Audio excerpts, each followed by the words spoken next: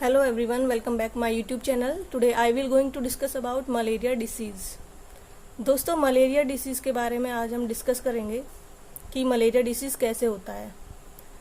Malaria जो बीमारी होती है वो मच्छरों के काटने से होती है, मतलब जो मॉस्किटोज होते हैं उनके बाइट करने से होती है।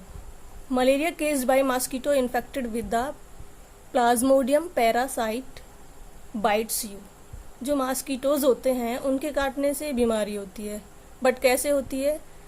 जो मॉस्किटोज होते हैं उनको एक पैरासाइट इन्फेक्ट कर देता है। कौन सा पैरासाइट? Plasmodium parasite. प्लाज्मोडियम एक प्रोटोजोआ होता है जिसकी डिस्कवरी की थी एल्फोंस लेवरेंस ने इन 1880 में। ओके, ये यूनिसेलुलर यूकेरियोट्स ऑब्लिगेट पैरासाइट होता है। दोस्तों ये कैसे ह्यूमन को इन्फेक्ट करता है आइए जानते हैं इसके बारे में। मॉस्किटो एक स्पीसीज होती है मॉस्किटो की, एनाफिलीज। इस एनाफिलीज यानी कि फीमेल एनाफिलीज मॉस्किटो को प्लाज्मोडियम पैरासाइट इन्फेक्ट कर देता है। यहाँ पे आप देख सकते हैं ये प्लाज्मोडियम हो गया, प्लाज्मोडियम पैरासाइट। ओके, ये क्या करता है? ये मॉस्किटो यानी कि एक स्पीसीज होती है मॉस्किटो की फीमेल एनाफिलीज, इसको ये इन्फेक्ट कर देता है। जैसे ही मॉस्किटो इन्फेक्ट हो जाता है, ये इन्फेक्टेड मॉस्किटो ह्यूमन को बाइट करता है। मतलब जो मॉस्किटो है ये वेक्टर हो गया। वेक्टर मतलब व्हीकल जो ट्रांसमिट करता है पैरासाइट को। ओके, तो ये ह्यूमन को यानी कि इनिशियल ह्यूमन होस्ट हो गया। मॉस्किटो इन्फेक्ट करता है किसको? ह्यूमन को। ह्यूमन इन्फेक्टेड हो गया, मतलब जो प्लाज्मोडियम पैरासाइट है वो कहाँ पर ट्रांसमिट हो गया? वो ह्यूमन बॉडी में ट्रांसमिट हो गया। अब प्लाज्मोडियम ट्रांसमिट हो जाता है किसके थ्रू? ब्लड स्ट्रीम के थ्रू, यानी ये पूरी बॉडी में फैल गया। जो प्लाज्मोडियम पैरासाइट है वो मॉस्किटो के थ्रू ह्यूमन बॉडी में एंटर कर गया। अब एंटर करते हुए ये कहाँ पर पहुँच जाता है? लीवर में पहुँच जाता है, यानी कि लीवर इन्फेक्ट हो गया। प्लाज्मोडियम लीवर को इन्फेक्ट कर देता है। देन उसके बाद ये ब्लड सेल्स को, यानी कि जो हमारी रेड ब्लड सेल्स होती हैं उनको इन्फेक्ट कर देता है। मतलब जैसे जैसे रेड ब्लड सेल्स ग्रो करती हैं, मल्टीप्लाई करती हैं, वैसे वैसे प्लाज्मोडियम भी ग्रो करने लगता है और मल्टीप्लाई करने लगता है। ओके, यानी कि इनकी संख्या जो है वो बढ़ने लग जाती है। देन उसके बाद क्या होता है? आरबीसी जैसी ग्रो करती है, मल्टीप्लाई करती हैं, एक कंडीशन ऐसी आती है कि प्लाज्मोडियम की संख्या बढ़ जाती है और जो आरबीसीज होती हैं वो रैप्चर हो जाती हैं, ब्रस्ट हो जाती हैं। यानी कि जो हमारी रेड ब्लड सेल्स हैं वो इन्फेक्ट तो हो ही गई हैं और लास्ट कंडीशन ऐसी आती है कि जो आरबीसीज होती हैं वो ब्रस्ट होने लगती हैं, रैप्चर होने लगती हैं, जिसकी वजह से जो प्लाज्मोडियम होते हैं वो रिलीज हो जाते हैं, बॉडी में रिलीज हो जाते हैं। उसके बाद क्या होता है? सेकेंड वेक्टर आता है मॉस्किटो। जैसे ही मॉस्किटो ह्यूमन बॉडी को बाइट करता है तो ये प्लाज्मोडियम मॉस्किटो को इन्फेक्ट कर देते हैं। ये हो गया हमारा सेकंड वेक्टर। फर्स्ट वेक्टर कौन था? मॉस्किटो था।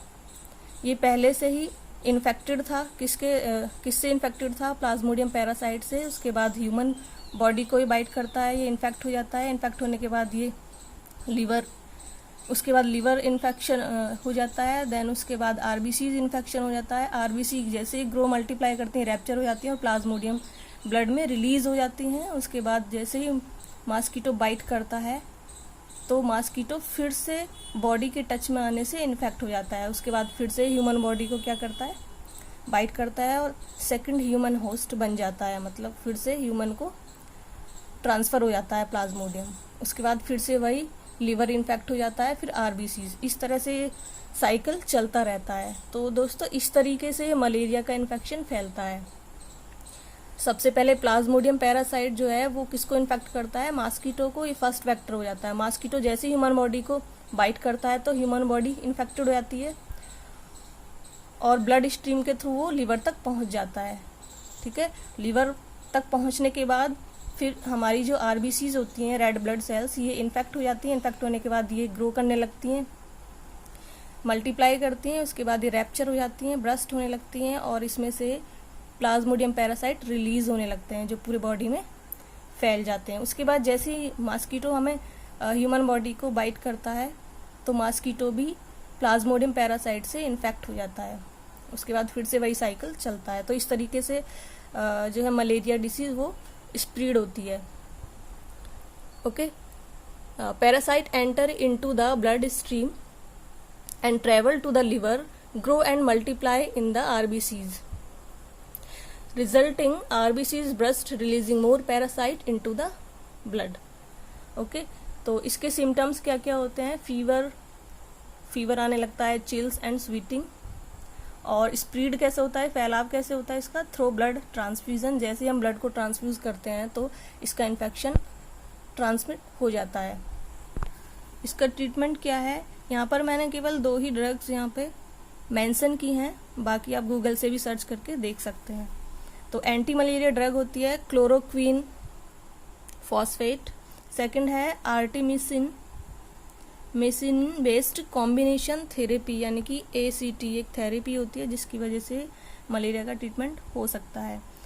और नेक्स्ट है क्वालाक्विन, ये भी एक एंटी मलेरिया ड्रग होती है, इन्हें सबसे ज़्यादा यूज़ किया जाता है।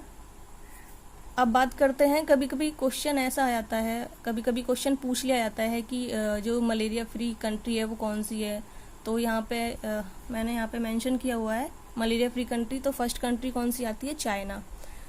और बाकी है सिंगापुर, ऑस्ट्रेलिया, श्रीलंका। ये कॉमन डिसीज़ होती है जो पूरे वर्ल्ड में फैली हुई है। इसकी कुछ सावधानियां हैं जिससे हम मॉस्किटोज़ के इन्फेक्शन को, इनके ग्रोथ को रोक सकते हैं। जैसे हमारे आसपास गंदगी नहीं होनी चाहिए, पानी इकट्ठा नहीं होना चाहिए, आसपास साफ होना चाहिए। तो इस तरीके से हम मॉस्किटोज़ के इन्फेक्शन को रोक सकते हैं। सो फ्रेंड्स, ये तो था आज का topic malaria disease. If you like this